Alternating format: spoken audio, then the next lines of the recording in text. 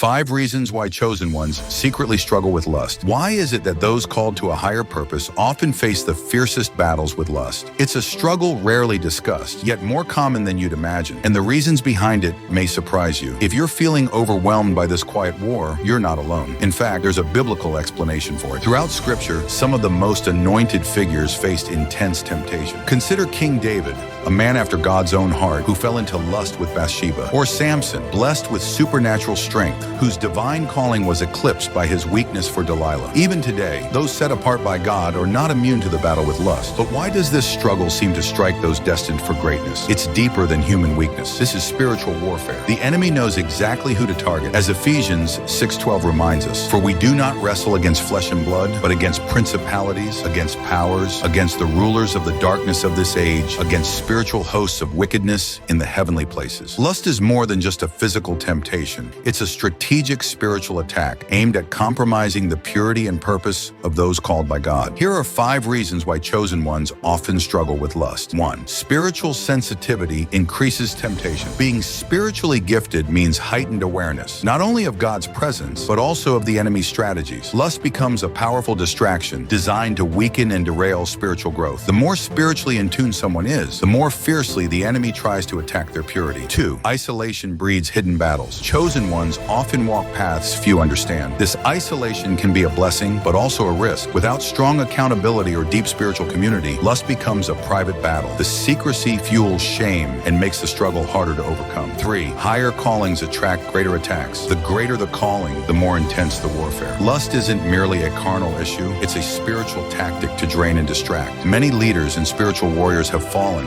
not because they were weak, but because they underestimated the strength of this spiritual snare. 4. Emotional wounds open spiritual doors. Rejection, heartbreak, and abandonment often leave scars. These unhealed wounds create openings for lust to enter, offering false comfort in times of vulnerability. Without inner healing, lust becomes a dangerous coping mechanism, creating cycles of shame and defeat. 5. Great gifts come with human weakness. Though chosen ones may carry powerful spiritual gifts, they remain human. The flesh is weak, and without ongoing spiritual discipline, such as prayer, fasting, and renewing the mind, lust gains ground. The more anointed a person is, the greater their need for self-control. Conclusion. Lust is a battle many chosen ones fight in silence, but victory is possible. Through discipline, healing, and godly accountability, they can overcome and continue walking in their divine purpose. The enemy wants to trap them, but God has already given them the power to be free. The real question is, will they fight or will they fall?